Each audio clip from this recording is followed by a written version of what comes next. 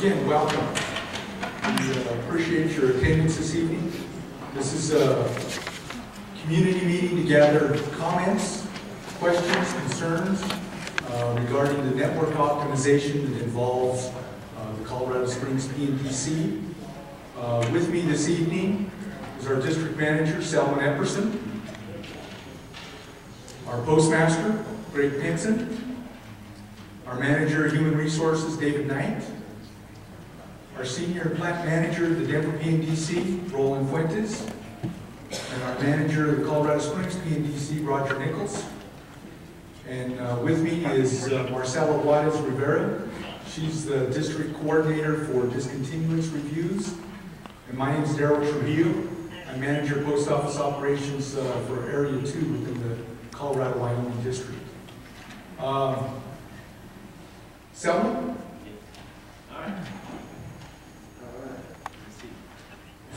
Okay, we're testing live here. Before I begin, can I have all the postal employees stand up? Please, ex-postal employees, postal employees. All right, let's give them a round of hands, please.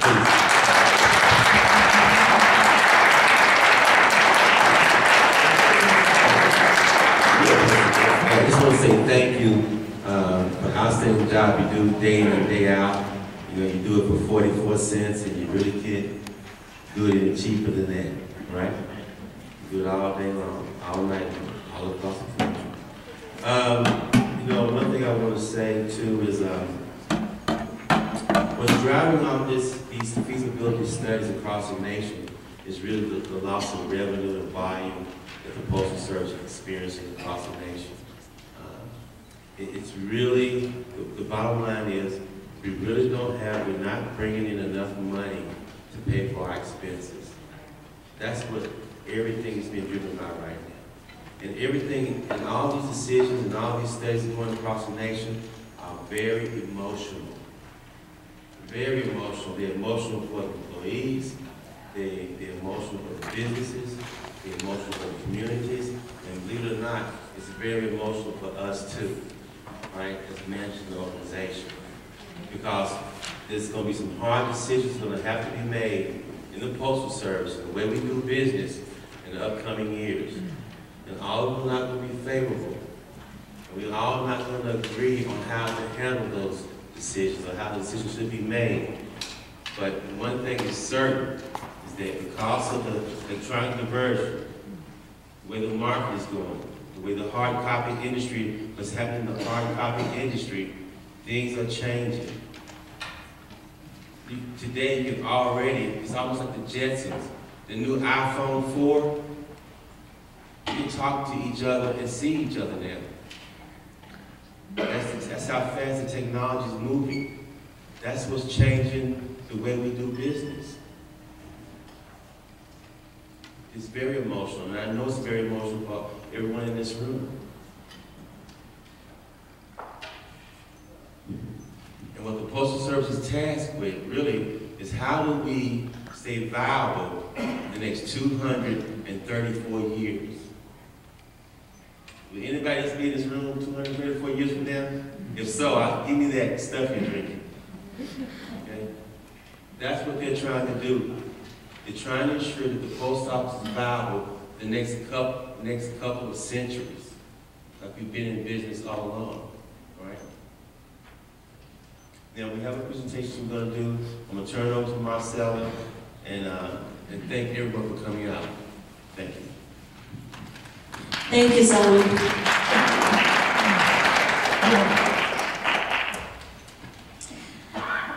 We have a brief DVD that we want to show you, and then we're also going to cover some more information on the AMP process and Colorado Springs in particular in a PowerPoint. And then the primary reason that we're having this meeting is to hear from you as customers, as consumers, as business mailers, and I know we have a great percentage of employees here. So let's start with the video.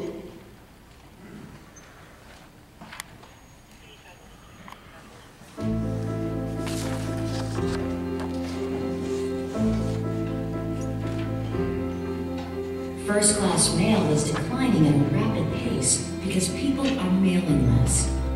With less mail to process and deliver, the Postal Service has to make some smart business decisions that are critical to preserving its future. The Postal Service has undertaken area mail processing studies. These studies are one part of the overall strategy to get the Postal Service on the path to profitability and strengthen its financial future for both customers and employees. Right now, the Postal Service is a vast network of mail processing facilities. These facilities were established many years ago to process increasing mail volumes. As the nation grew, so did the Postal Service. But now, with so many mobile and web-based communications options available, people and businesses are moving away from using the Postal Service for sending bills, statements, and other documents that were once mailed exclusively through first-class mail. The simple fact is that the Postal Service must adjust its mail processing network to evolve as our nation's mailing habits change. Most mail processing occurs during overnight hours, with the majority of the processing occurring between midnight and 6 a.m. During the day, however, there is little processing that actually occurs. Most of the work during these hours involves business mail acceptance and maintenance. So, for a significant part of the day, a plant is largely idle. Here's the problem. When there is a lot of capacity to process an ever-dwindling volume of mail, how can the current system of mail processing be changed with little or no impact to the customer? The answer has to do with something called mail service standards. What most customers may not realize is that first-class mail currently receives overnight service in metropolitan areas. Because of this standard, the nationwide processing operation has been set up to handle this need. The sobering reality is that first-class mail volumes will not return to the levels seen in the past, and changing service standards to match reality is one way of keeping the Postal Service viable.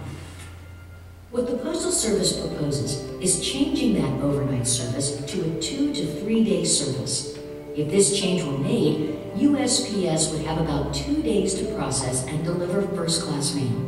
This will allow a plant that processes mail only 6 hours a day to process mail for 20 hours a day, effectively doing the work of 3 plants at 1 plant and increasing overall efficiency. This lengthened mail processing window will allow us to transport the mail a further distance to more centralized locations for processing. By simply making a small adjustment in service standards, the Postal Service could reduce the number of mail processing facilities from about 500 to fewer than 200 and realize millions of dollars in annual savings. Postal Service is still very vital to American economy and American society. We realize that, people realize that. We have to stay profitable in order to provide service to the American public. As we consolidate plants, we'll be moving people from one place to another. In some cases, we'll be moving employees from one job to another. In that same time frame, we have a lot of people that can retire. We want to work with the people that can retire in order for them to go. We'll be here for a long, long time. We just have to get our financial house in order right now. These changes would bring huge cost savings, but also lay the foundation for a financially stable future Postal Service that will continue to serve our customers for many years to come.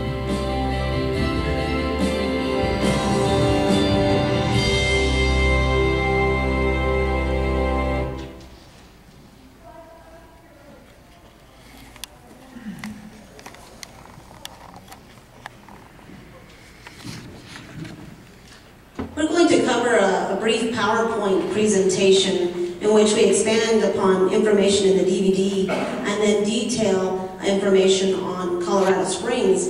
However, I do ask that if you have a question, you please wait until we get through the PowerPoint presentation, and then we will certainly open it up to questions and answers.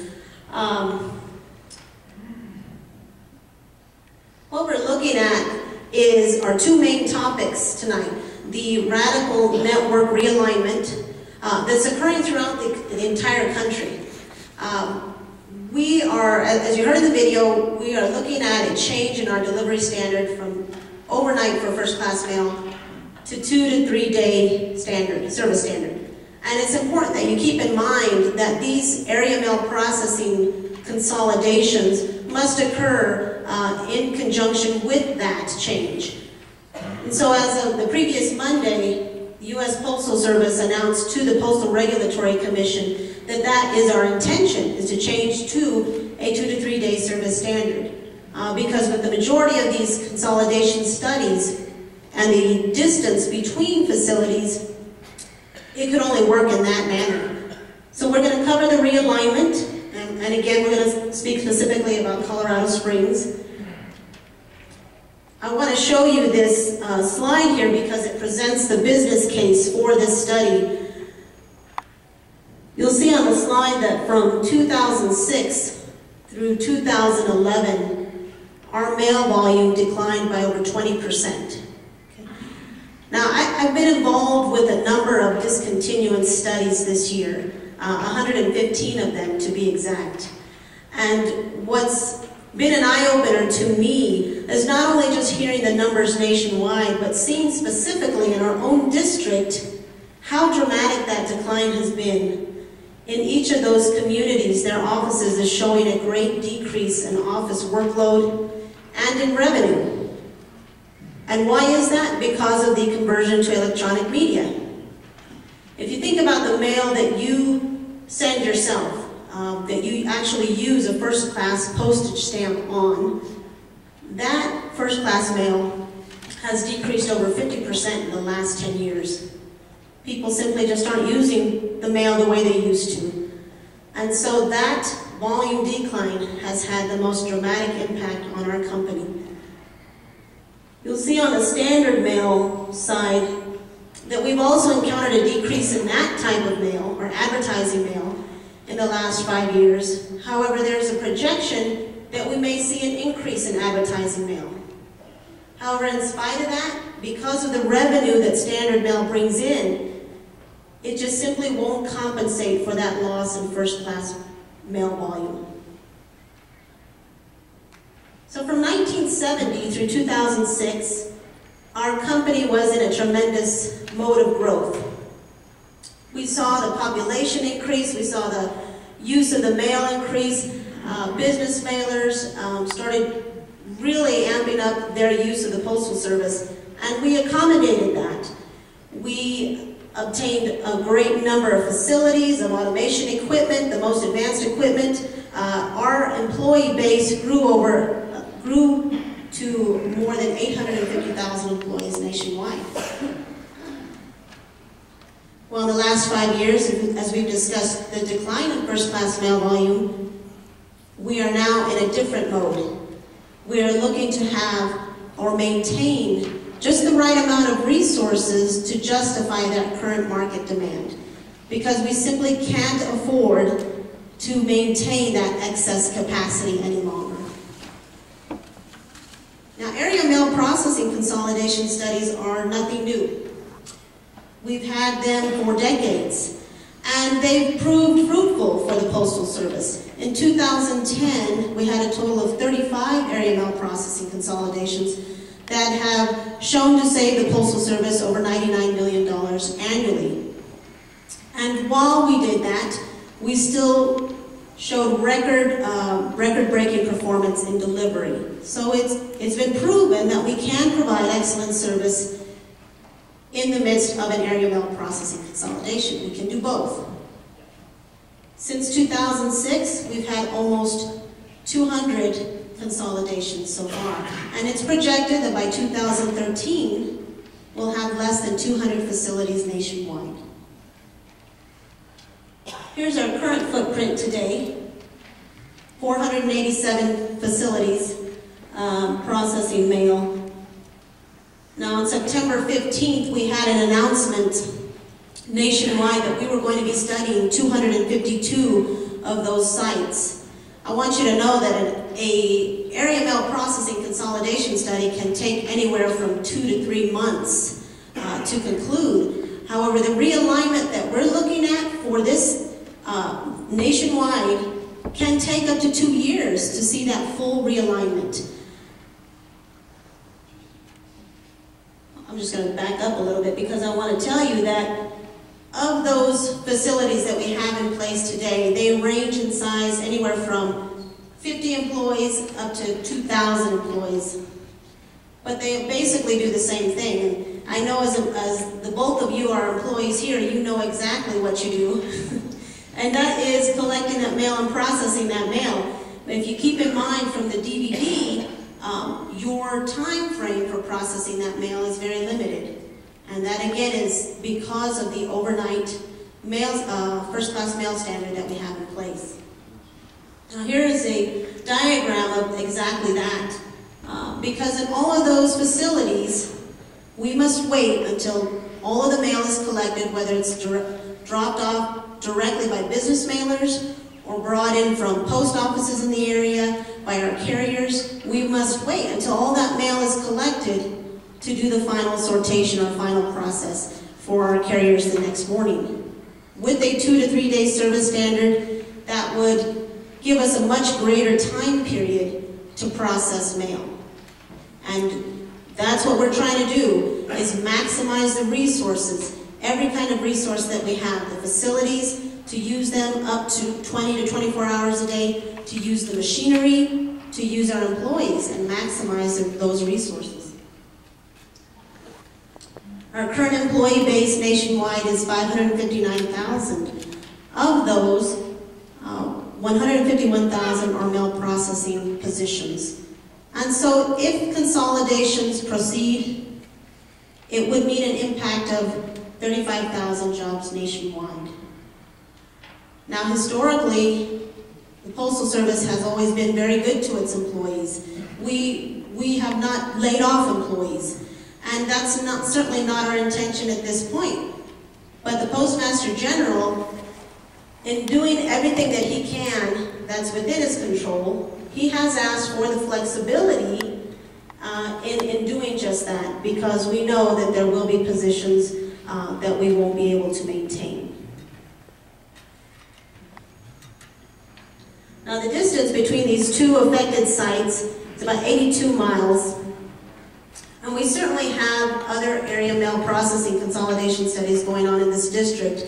I'll just share that with you in case you didn't know already. In Wyoming, we have Wheatland, Rock Springs, and Rawlins. And then in Colorado, we're also studying Alamosa, Durango, Salida, and the Springs.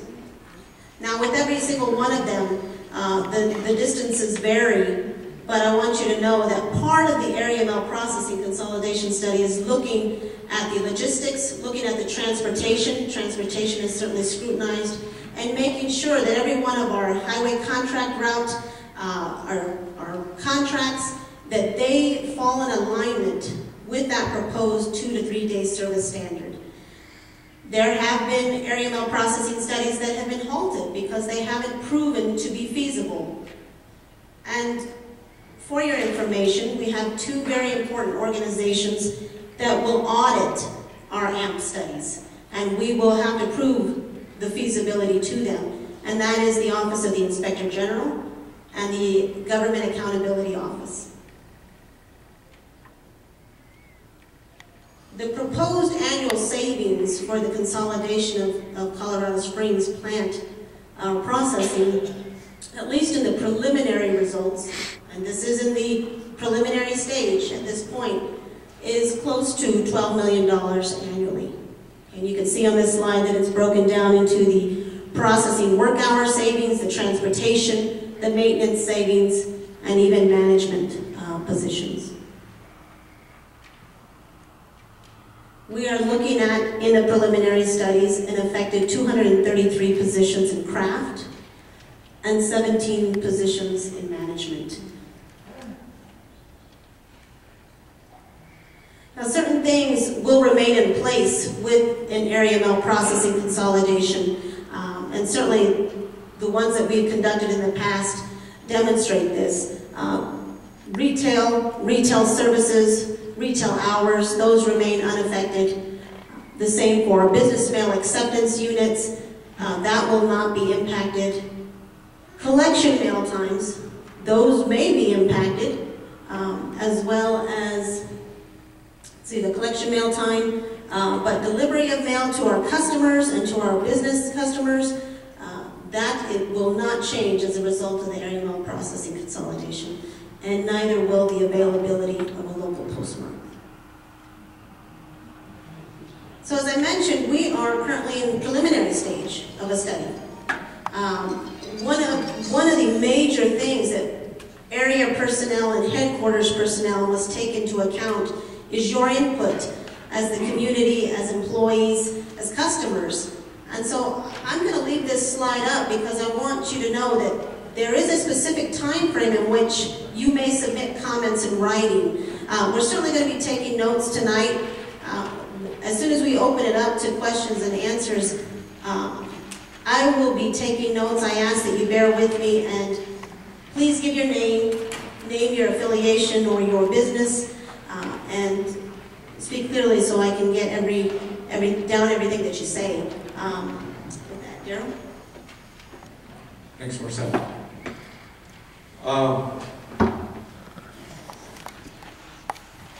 Change is unsettling. We all know that.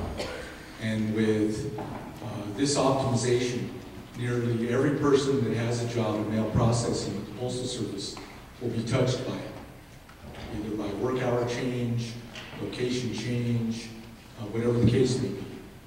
It is a radical change, and it's something that, if approved, will take nearly 2 years to implement across the country. As you all know, the Senate committee put together a communication asking the Postal Service to delay implementation, to be done no sooner than May 15 of 2012. So that will delay things. When it will actually impact our plant here, we don't know. When it will actually impact other plants across the country, we don't know. If and when it's approved, steps will be taken to put things in place, timelines and so forth. We've gathered a lot of information. The studies are not complete. The numbers may not all be the same when it's all said and done. Nonetheless, we're going to continue to gather information and move forward in anticipation that if it is approved, we can move quickly. And it will take everybody's involvement. And the other thing, just to review the concept with everyone, okay? What we're asking for is a change in service standard of first-class mail. That's first-class letters and first-class flats. That's what we put stamps on.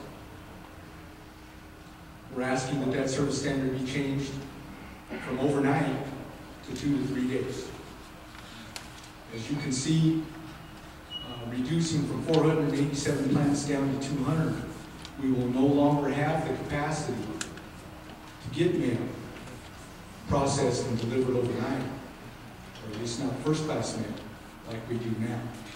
Mail will be traveling greater distances to optimize the equipment, the employees, and the transportation in plants that are a distance away. So again, it's a completely different change from what we're used to. Although, normally it takes 2 to 3 days to get first-class mail across the country right now. That really isn't going to change. Correspondence going to either coast, neighboring states, those service standards will remain the same. Express mail will remain the same. Priority mail is targeted to stay the same. Okay? That's one of our only growth markets, package service. We are in the package service business. So we need to take advantage and optimize what we can, control our expenses on what we can't. As you come forward this evening, we have microphones at both the front of each aisle. We'd ask that you limit your comments or questions to 2 minutes. As you can see, we've got a good deal of people here, and we want to afford everybody the opportunity to have their say. We also have a limited time that the school will allow us to be in the auditorium. So with that said, we'd be glad to show.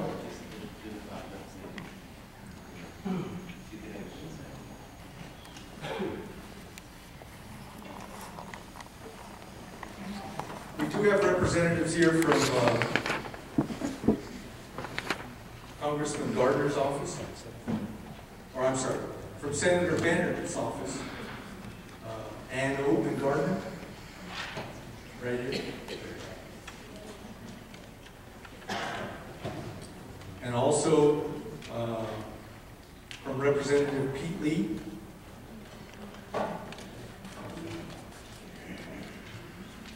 And of course, we've already recognized all of our postal employees.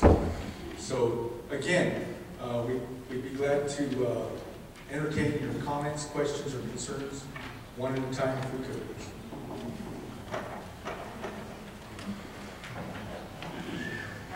My name is Vic Foster. I'm a postal worker.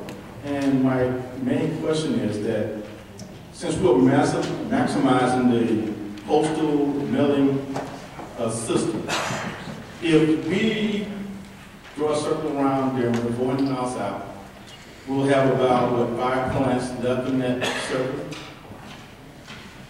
And the system is maximized. If we have a system, a occurrence in Denver, which shuts down the plant for a sustained period of time, how are we going to get the mail to the customer? Colorado, the state of Colorado depends on Denver. It's like a super mail processing plant for our state. If that plant goes down, the financial problems that it could cause the state are massive. So I'd like to know, what is the system that's already set up that would allow us, in case of a shutdown of that plant, to get mail to every business in Colorado in order to maintain the financial viability of the state?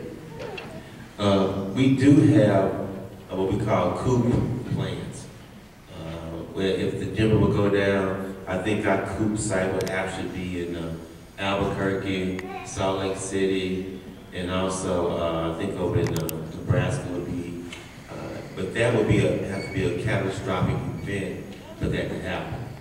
I'm talking something like a Katrina or earthquake or something like that.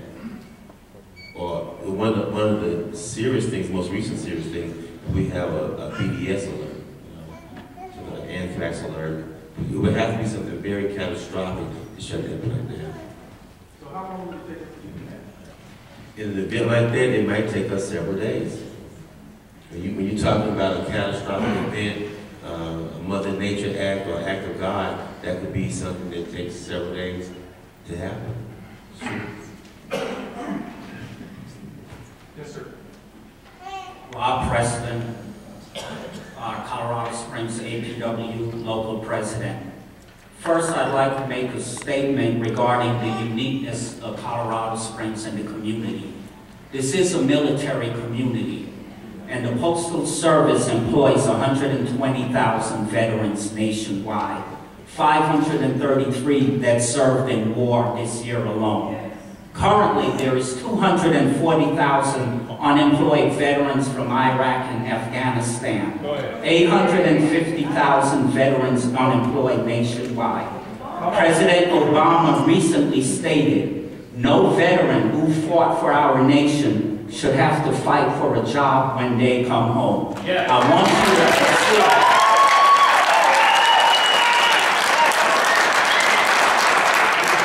I have 2 minutes, so please. I want you to consider, this is a military community. Fort Carson, the Air Force Academy, NORAD, Peterson Air Force Base, a vast majority of the Colorado Springs employees are veterans.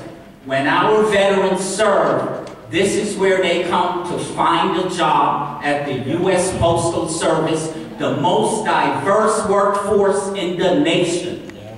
So I want you to take those comments under consideration to the uniqueness. Now, let me go and challenge your figures. When you say a net decrease of 250 employees, what does that mean? Are the employees going to be laid off, transferred? The employees here would like to know, what does a net decrease mean? I also challenge your figures because of the comparison, the Tulsa plant, which employs 600 workers 120 miles from Oklahoma City, their savings were far less, was $1 million less than our savings. I'm scratching my head, how? When they have 250 more workers than Colorado Springs. So I'd like some answers on the savings. Could you break down the work hour savings for me?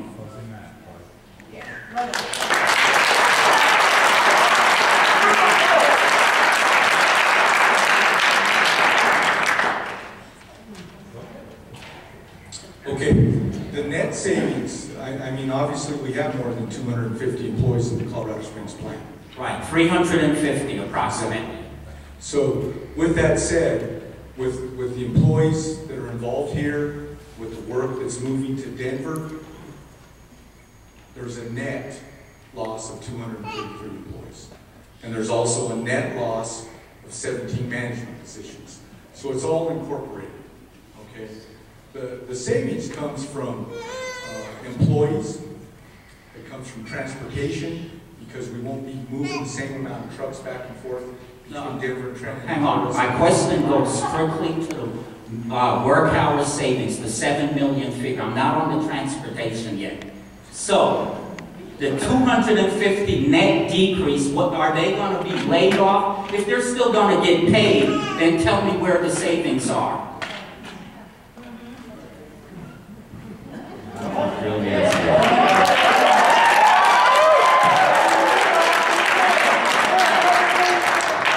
First of all, you know we don't have a layoff clause. No, I know that. That's why I'm asking the question. Right. We do have, I think, in Colorado Springs, there's probably about 100 people who are eligible to retire. I think, give or take a few that are eligible for retirement. What we're looking at are right now other positions. And then there have been rumors about an incentive to retire, but nothing's come out concrete yet on that piece. But we're looking strictly at the positions that won't be needed in Colorado Springs. That's where the positions are coming from. Now, what we're gonna do with those employees right now, that is to be determined because of our recent and national agreements, right? But I can't come and tell you, I can't come and say that these people will be laid off. Because we all know that's not going to happen right now in our current national contracts, right? Will there be an increase in employees to Denver? There's a possibility there will be an increase in employees to Denver because if Denver's going to take all this mail in, they will probably have to go to a Tour 2. But you know right now we don't have a Tour 2 operation. And some of that, but not all the employees from Colorado Springs will be needed because of the open capacity. Well, that would result in an increased cost to the Denver operations. And that would be in the study. That cost is in the study. And why don't you close Denver? Yes, sir. Good evening, my name is Bob Cope. I'm with the City of Colorado Springs Economic Vitality Department. Mayor Steve Bach couldn't be here tonight, but he did want me to come this evening and express my concerns, or his concerns, for the city. You know, first of all, the city does support an efficient United States Postal Service. We can appreciate the challenges that you have before you, but we just want to make sure that the process and the ultimate decision is one that takes everything into account and ends up in a result that works for everyone. You know, obviously we have some of the same concerns that everyone would. Just the general impact that delayed service would have on the community, to our businesses, just day-to-day, late delivery of mail, people waiting for medicine, and what effect it might have on mail-in ballots in municipal and other elections. Obviously we're concerned about 350 good jobs in the community that could be lost, and as has been stated before, many of those veterans. The city's been working with our congressional leadership, Congressman Lamborn, Senator Udall, and Bennett, and we'll continue to do that. And we would urge that the Postal Service would work with Congress to come up with a solution, again, that works for everybody. As far as your process, I don't know, I didn't see anything in the presentation or anything in any of the material that I have where you're considering economic impacts. on communities. We're very concerned on the impact it would have economically on the entire community, definitely on the neighborhood and on local businesses that those employees support. The city is undergoing an initiative to revitalize the South Academy Boulevard corridor.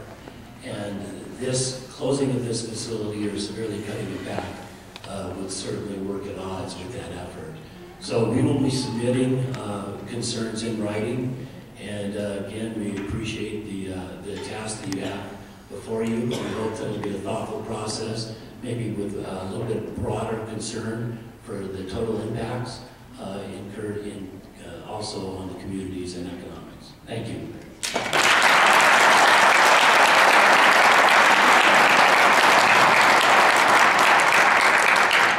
Good evening.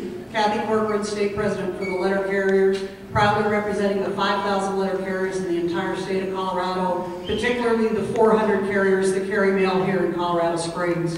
I just want to go on record saying that any relaxation of our overnight standard should not be acceptable by any citizen in this city, in this state, in the nation. It's just ridiculous. You're complaining because we're losing all our business to alternate forms of communication. By relaxing our overnight standard, you're forcing people to go online to pay their bills. Building our business, one of those projects we have is Customer Connect, where letter carriers get leads from businesses. We'd like to increase that. We'd like to see management participate in that a lot more. So my point is, please don't relax the delivery standards. It's unacceptable.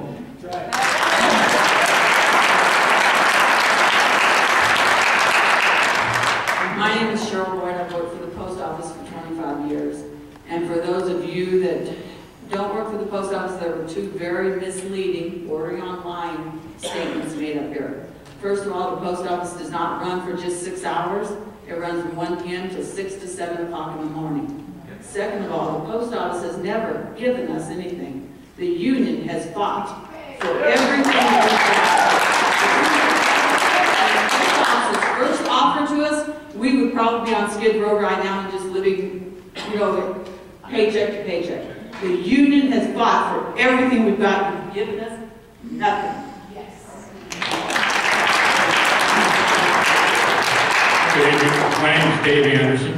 I operate a pump manufacturing business. We use both Postal Service as well as UPS and FedEx. I am also the 2012 candidate for Congress in the 5th Congressional District.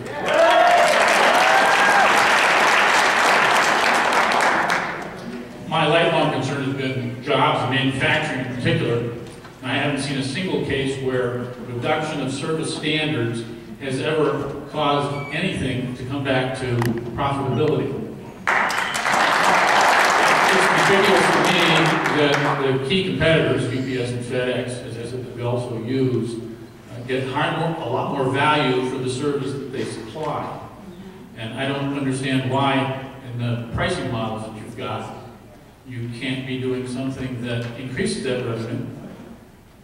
I think it's also, without trying to be too redundant for other people, it's important for the group here to see all of the assumptions that go into the very complex analysis that you're making so that we can very clearly see the outcomes for the community. Thank you. Thank you.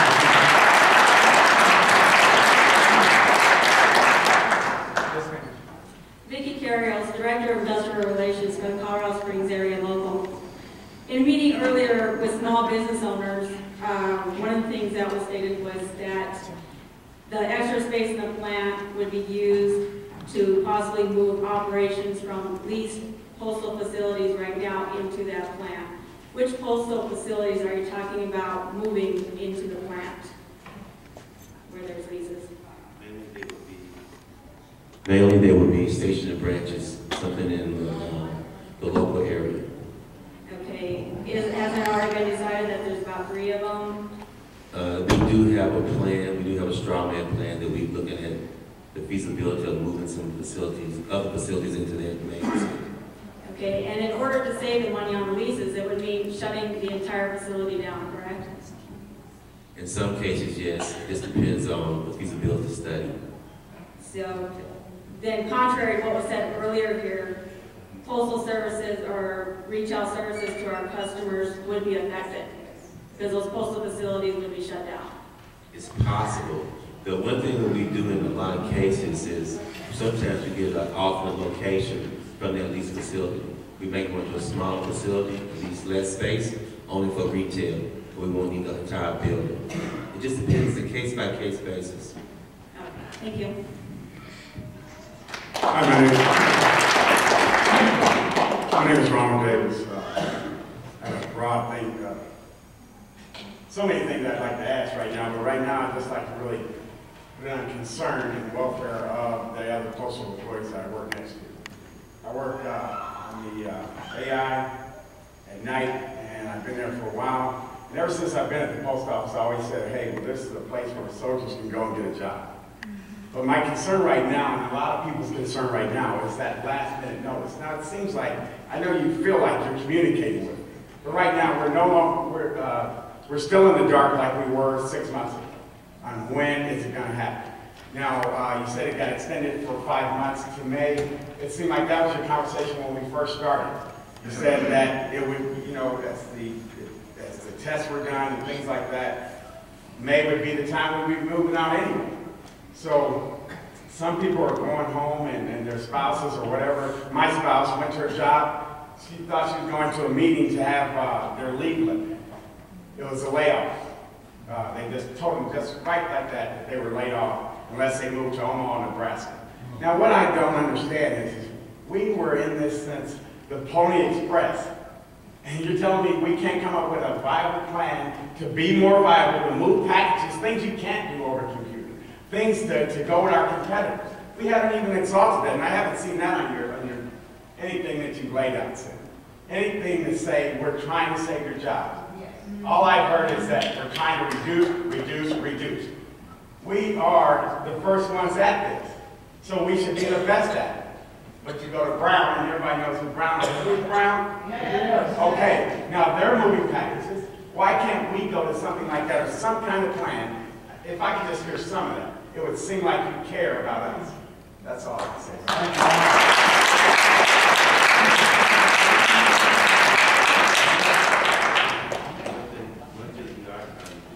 The only product line that's really growing for us right now is the package services. That's probably where we have the most growth right now.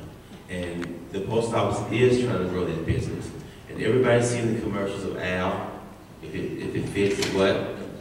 Ships. That's some of the things they're trying to do to increase package business. The other thing they've been doing recently is also, remember when we used to have the sampling in the mail, cookies, the diapers and all that? Y'all remember that? They're trying to get back into that business. The post office is trying to increase business. Also, the Postmaster General made comments about getting into some digital business. Now, I don't know what that exactly entails, but he did make the statement at one of his senatorial meetings about we need to try to get to the digital business to grow the business. They are trying to grow the business. They really are. But the product line that gives us the most money on our overhead costs is first-class mail. That's where that's where the volume is leaving. That's what pays the bills. That's why we're trying to move mail into centralized locations to handle volume where we have a large capacity. They happen to be the largest plants across the nation, believe it or not. That's what's driving everything. But they are trying to increase the business. They are trying to look for other ways to do business. And a lot of that stuff is controlled by Congress. You need legislative change sometimes to sell certain things. That's what we have to do. That's the business we're in. When we have a rate increase, when you talk about Brown and FedEx and all those, they can get out on a route and drop a price on the spot to get their business. We don't have that luxury. We have to go before the Postal Rate Commission. It takes 18 months. But that's our model right now. But that's not fair to say like that. We knew the computer, we saw the computer coming. So you knew all these things in advance, but you're acting like it came at a last minute. I have to. No legislation has been pushed like you guys are pushing to try to get rid of us. I bet you that comes through faster than trying to save us. No, I have to make it different. The post office is not trying to get rid of anyone. See, no, I make it different. I'm going to tell you why. And I'll ask you one question, all right? And I want you to give me an honest answer. How many people have they laid off in 234 years? How many have they laid off? Yes, this give me a number. None. They haven't, right? They're still trying to do that. They're trying to make the company viable and still employ every employee we have. They're trying to do that, right? Yes, sir. My name is Michael Merrifield. I have a couple of questions. I'm wondering why there has not seemed to be any consideration of raising the postage rate. Even if you were to double postage rate, we would still be a bargain compared to the rest of the industrialized world, number one. Number two, why has there not been a huge outcry and a huge effort to get Congress to give the Postal Service a break on the 10-year retirement prepaid?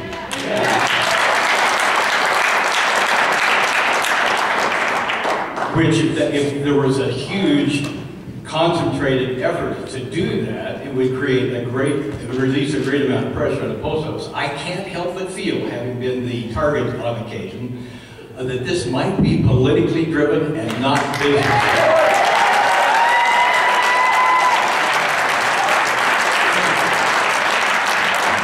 The Postal Service has been actively and been very aggressively about trying to restructure the retiree health benefit payment. They've been trying to do that since '06, really. Since the Postal Reorganization Act was actually, it happened. Exactly, that's true. And why is it out for 75 years? Am I correct with that? The pensions and the health benefits have to be paid 75 years in advance within 10 years? What kind of crap is that? That is true, and the Postal Service does not agree with that. The Postal Service is asking for that debt to be restructured. No other company on the planet that does that, but the United States Postal Service did it, and that happened during the 2006 Postal Reorganization Act. The Post Office has been trying to aggressively restructure that debt. They have been talking to Congress, asking for relief, and they did make the payment this year. The Postmaster General said, "I'm not going to make the payment this year because we couldn't afford it. We didn't have the money." He said he's going to pay his employees and pay his suppliers first, period, right? Now let's talk about the pricing, right? Really the pricing is dictated. We can't increase our prices over inflation. That's a legislative requirement, right? Our hands are tied. We just can't increase prices. And a lot of times if you're in a business, right, and you just increase prices, what happens? You have the market dictate the price a lot of times. You just can't increase prices. You'll lose business because the price is too high. Still a bargain. I understand what you said, it's still a bargain, but you have to understand about the major mailers too. Who's mailing businesses. First class mail letters, right? No one has stepped up to the plate to take this over, so you don't have any competition. I don't want to pay $1 a letter, but I'm just saying, nobody wants it.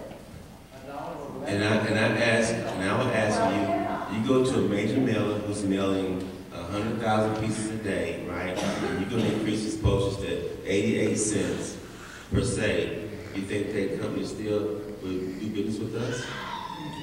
Don't just say anything yes, right? Is it the what? Well, if you're going to talk, get up to the mic, okay? If you listen up to the mic, we're going to talk. Can you answer one quick question? You responded to that. Yeah, all right, thank you.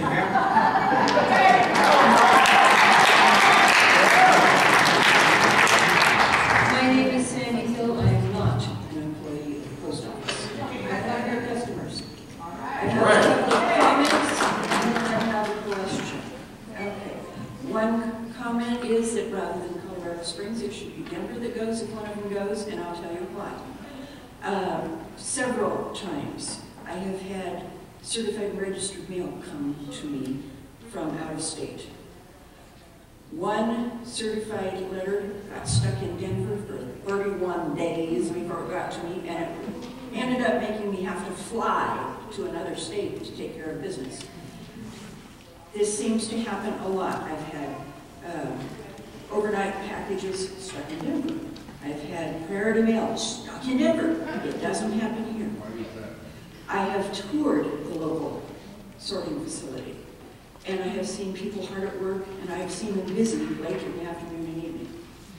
Okay, now, as for my next thing, is the business letters in bulk. When they go through another agency that gets pre-sorted and everything, it's ready to hit that little set of machines and zip, zip, zip, and be taken care of. It's reducing your revenue, but it's also reducing your cost because that other company is already taking care of part of that. They've got it already pre-sorted and everything. So that shouldn't be a factor in what you're doing with your budgets. Now, if you change local delivery to 2 or 3 days instead of 1 day, I do not see how you can say that you'll still get it cross country in that time, because if you're taking that much time to sort it here, everything else is going to get sorted here in that length of time, and it's going to take twice as long to get it cross country as it will be here in town. It just does not make sense to me. If you're taking that long to sort a letter in town, you don't know that when I drop it in the box, it's Colorado Springs or Timbuktu. You know that it's a letter. That's all you know. So if it's going to take you 3 days to get that sorted and start the delivery person to give it to my mail carrier, it's going to take at least that long to get it on a truck to go to another state.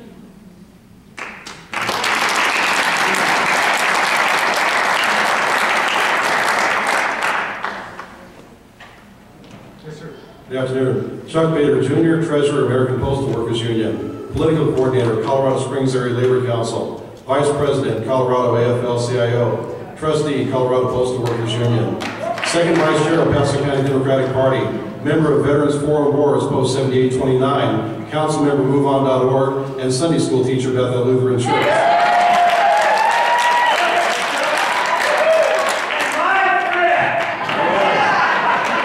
I only say that because I want to let you know I represent our community. I'm a native of our community, and 1,621 people from our community said, don't close our post office. You're here to hear from the public. I speak on behalf of the public. My concern and their concern is that while you're relaxing delivery standards, Congressman DeFazio of Oregon's 4th District said it so well last Monday on the U.S. House floor of the House of Representatives. If these standards are relaxed, a mail letter mailed on Wednesday would not be delivered until Monday. If you have 2 to 3 days, you drop it in the mail Wednesday, Thursday, Friday, process it, eliminate Saturday delivery. You don't have it on Sunday, it gets there Monday, unless Monday is a holiday, it gets there Tuesday. So a 2 to 3 day standard becomes a 1 week standard. Periodicals are delayed, and by the time they get it, it's old news. People in my community, as I've been gathering their signatures, have brought up the fact that overnight delivery is critical for them. When you have a utility bill and you drop it in your post office box, and right now you expect that the next day it gets there, because so many of our people in this city with high unemployment are living paycheck to paycheck. They have got to wait until the last possible minute to mail that bill. When they find out that bill gets in the mail, goes to Denver, and maybe 2 or 3 days from now, as long as Monument Hill's not closed down, that it gets there 4 days later, their bill is late, and they come home and their lights are shut off, they're concerned about that. When they drop a mortgage payment in the mail, and it misses it by just 1 day, and that rate goes up, they're concerned about that. When they put their credit card payment in the mail, and it gets there 1 day late, and they're now paying fees, not the Postal Service, they're paying those fees. Their credit rating takes a hit. They're concerned about that. I find it disturbing that the Postmaster General talks about this organization like a company when he uses terms like profit and loss. We are a service. 90% of our employees serve our country in the military. I served 4 years in the U.S. Marine Corps. We want to keep in mind that this is the United States Postal Service, not the United States Postal Company. It's not about making a profit, it's about making sure that if a senior citizen in Reba or Pathan, who's an outlying town, needs their medication, they get their medication. We don't need their post office to be closed down so that in the dead of winter, when their roads are shut down and they need life-saving medication, it's on their shoulders to risk their life to go to some other post office 20 or 30 or 40 miles away to pick it up. That's not what the Postal Service is about. When Benjamin Franklin made this the nationwide network, that is not what he had in mind. We stand here today because we understood in the way that the Grand Canyon erodes, it doesn't go back. If we let any office close, if we let any mail processing center close, and if we go to 5-day delivery, you know as well as I do, we're not going back. That is a one-way dead-end street. We are standing here, the citizens of my hometown, to say we need to keep this open. I'm standing here speaking on their behalf because they know there's a better alternative. And by the way, State Representative Michael Merrifield, please give him a hand. He's speaking up for our behalf as well. Because the analogy is the old analogy of changing the furniture on the Titanic. What you guys are doing is surface-level organizational changes. But the problem is there's a big hole at the bottom called the Postal Accountability and Enhancement Act leaking $5 billion per year. That's the hole we have to plug up first before you think about operational changes. We are at a point right now to where when that law was passed in 2006 and we started making our first payment in 2007, 5 years later, we can't even commit our obligation. We are obligated by Congress to fund this for 10 years, and Mr. Epperson, as you said, the Postmaster General says we can't pay it. Well, I don't understand how cutting all these things are going to be able to offset that cost. If we can't pay it this year, how are we going to find $5 billion to make up not only that payment, but payments 5 years from now? My request, my fellow citizens' request, the request of the American people are you deal with that issue first. Our request is don't even think about closing, don't even think about surface-level operational changes until we plug that hole of the $5 billion. Because there's no way we can pay that for the next 5 years. We can cut and we can save all we want to now, but next September, that bill's going to be due. And now there's two of them, $10.5 billion. And we have to fix that. So our request, and again, my closing comments on this is they're saying, fix the legislative issue first. The battle cry is Congress broke it, not us. Had the Postal Reorganization Act or Postal Accountability Act not passed, our numbers show that without that bill, as of 2011, we would have had $600 million in the positive cash flow balance. Now, what does that say? It says that even in the worst depression since the Great Depression, even in the worst economy in 80 years, we are still, quote unquote, profitable. We are still a functional organization. I also want to say for the record that when the Postal Service is always highlighting decreases in first-class mail volume, they're not talking about the fact that we as an organization are declining in our workforce numbers. Over the past 4 years, we have reduced our workforce by over 100,000 employees through attrition. They retire, we don't replace them. Therefore, as the mail volume declines, our workforce declines, our costs automatically decline, and we are scheduled to continue that for 4 more years. As mail volume declines, we're going to reduce by another 100,000 over the next 4 years. We already have systems in place to deal with what's going on in the outside world. And when people talk about us not being viable or profitable, tell that to FedEx and UPS, whose mail we deliver on last mile delivery.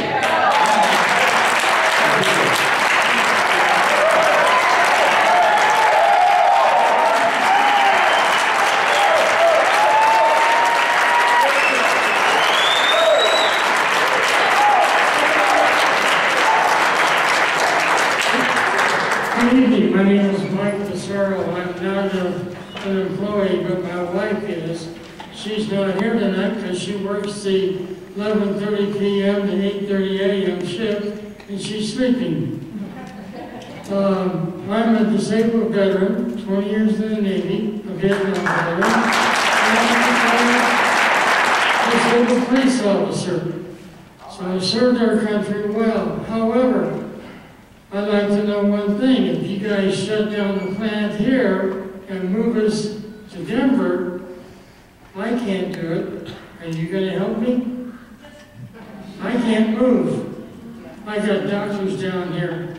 I'm waiting to get another morphine pump put inside me. I'm in that much pain. And right now I'm hurting standing here. But are you guys going to help us move to Denver if we have to go? My wife can't, she's got to work. I can't work, I'm unemployable. I get my police retirement disability, I get my VA disability, I just got my Social Security disability approved, and I've also got my Navy retirement check. That's all that's paying my rent, my mortgage payment. You gonna help us move? The first thing we would do is try to employ, if your wife in the local area, the commute area, that would be the process first. I mean, we're not sure who will have to move. So that is to be determined if you will have to move or not. But the post office try to do is, before we access people outside of 50 miles, which we can't right now, we first have to try to find them work in the local area, even if it's in a different craft. Would that be in another post office, you mean, in another plant? Mm-hmm. So, because my wife told me about the 50-mile thing, Right. she might do it. Our first and foremost duty would be try to work with people in the local community area, so they won't have to move. And I want you to know I've had to turn down 2 positions at the post office because of my disabilities. You guys hired me. You guys hired me twice, but I couldn't take the job because of my disabilities. I'm sorry. I wanted to. It's okay. But, thank you very much.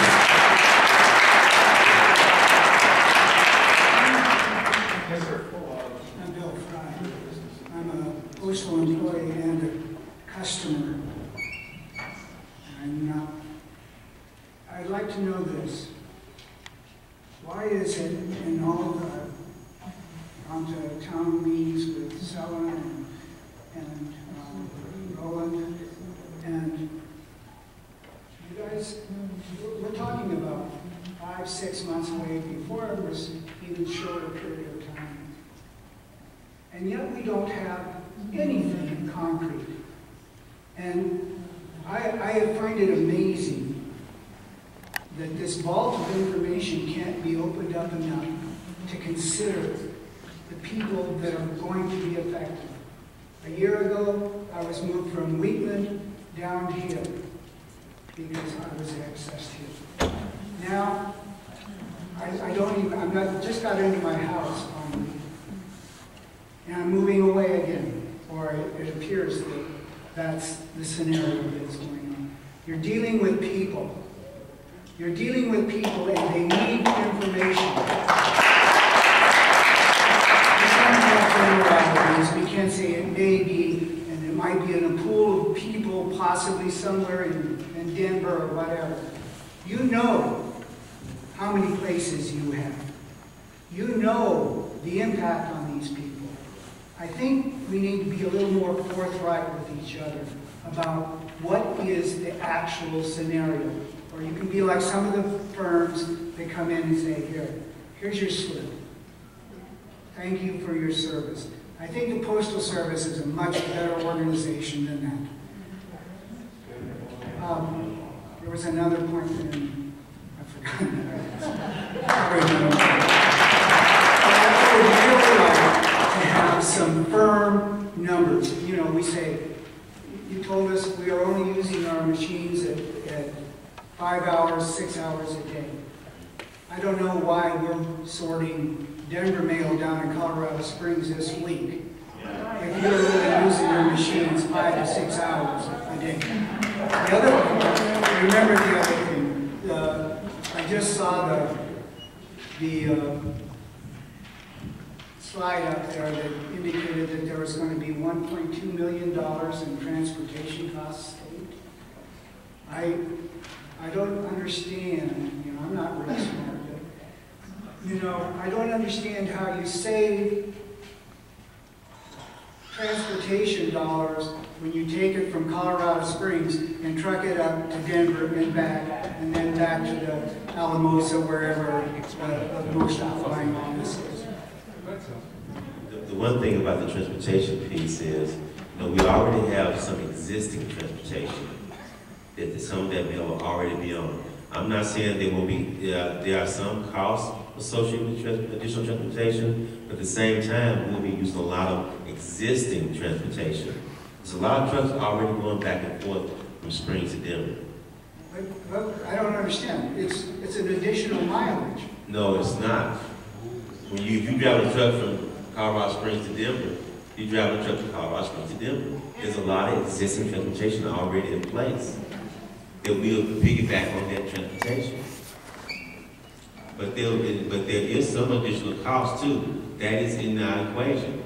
How do you save money by moving a product farther?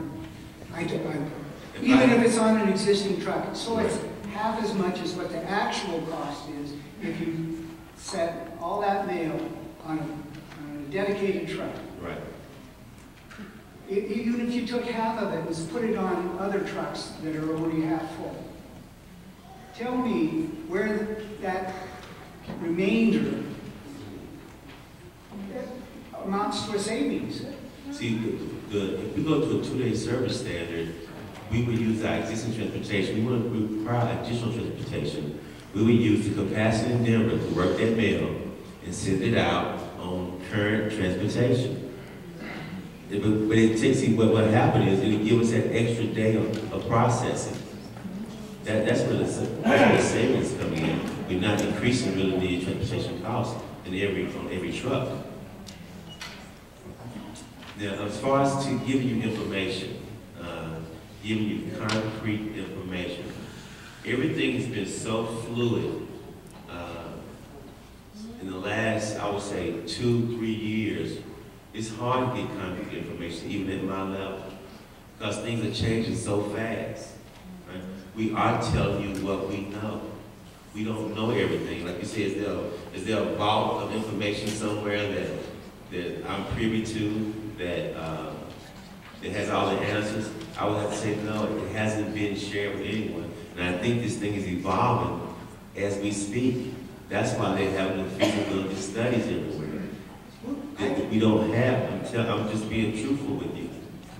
We don't, it's changing so fast that we give you the information as soon as we get it.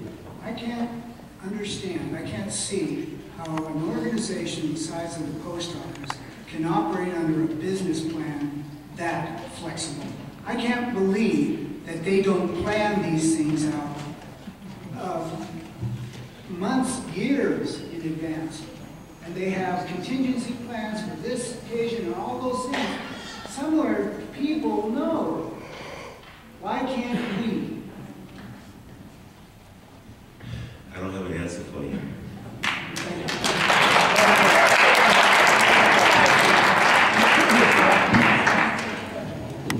My name is Ken Franklin. I'm a retired postal worker and proud member of the APW. I have just very short thing I want to talk about, and that is service. The Postal Service is built on service. Now, when you're talking about overnight service being gone to 2, 3, 4 days, or as Chuck just said, up to a week based on holidays and various schedules, what I have to do as a mailer, I am now a postal customer, I have to look, oh my goodness, this bill is due, I can't do that. I'm going to have to use a telephone. You have to use the internet. So what's going to happen here, I think, you're going to save some money on the expense side, but there's the other side of the coin, the revenue side. What's going to happen if there's about thousands more that think like I do and are going to have to change their mailing habits and pay their bills some other way, get their documents across some other way? I think you're going to look at a much more precipitous drop in revenue. So this should be considered. I'm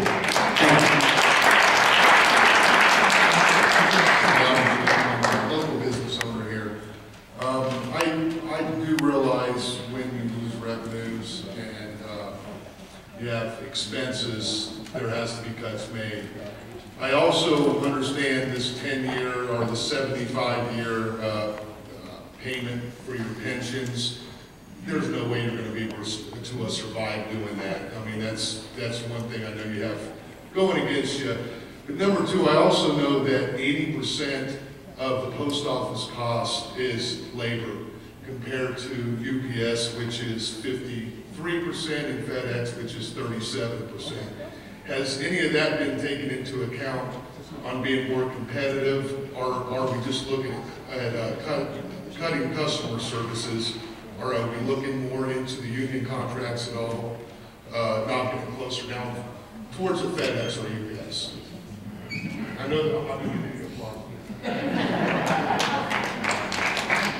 You know, right now the Postal Service is in negotiations with the three other larger unions, the NLC, the Rural Cares, and the Mail Helps.